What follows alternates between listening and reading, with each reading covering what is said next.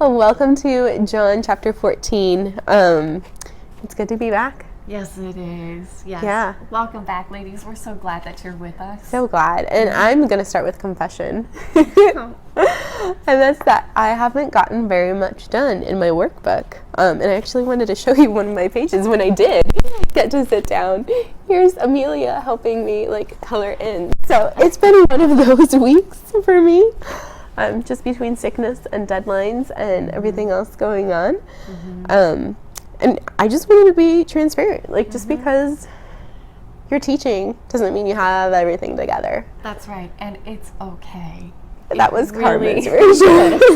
It really is okay. And so this is part of getting together, right? And this is why we get together. This is why we have a group, because we kind of just help keep each other going a little bit. Yeah. And together we can do a little bit here. Yeah, and that's what we'll do together. And so I shared that also to encourage you, if you feel like you don't have it all together, you don't have it all studied, still show up, still come, still participate, because your presence is important in that way. But today we're going to go back to the basics. That's right.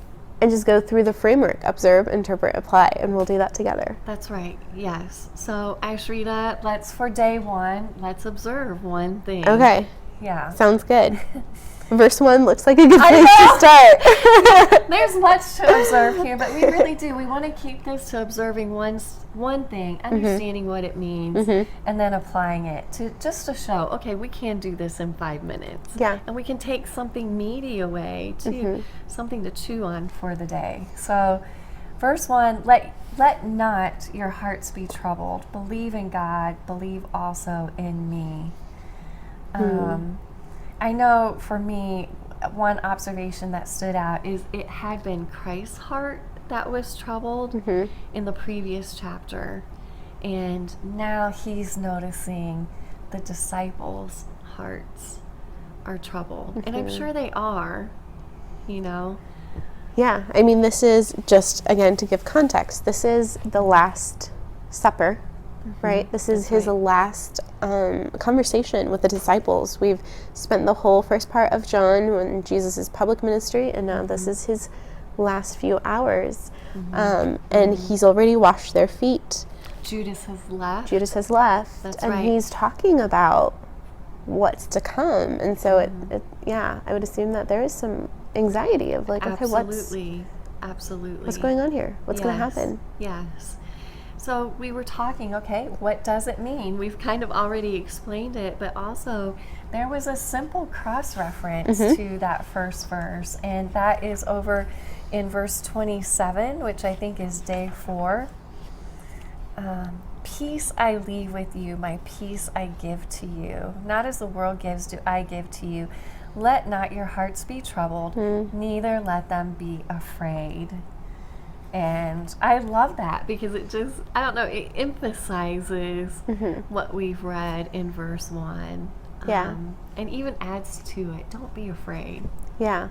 And part of it, too, just looking at verse 1, let not your hearts be troubled, believe. That repetition is that, the antidote to that is believing. That's it's having right. faith, which is John's main thesis in his gospel. Amen. I've written these things so that you might believe. That's right. Beautiful. Yeah. So. Okay, so we've done it. So how do we apply? How do you apply that? Yes. How do you apply that? Well, one thing that comes to mind is that when there is fear or anxiety, that I think we might have talked about this a little bit last week, but a question is, well, what am I believing? And what is a truth? What is something about the situation that I can turn to Scripture and say, okay, God, what is true about this that's rooted in his character? I think that's perfect. Yeah, great application. Woohoo! We did it! We did Bible study in 3 minutes. We did, yes. I think along with that, one last comment on that is I see that imperative stands out to me too. Don't be troubled. Don't be afraid. That's a command that he's giving to.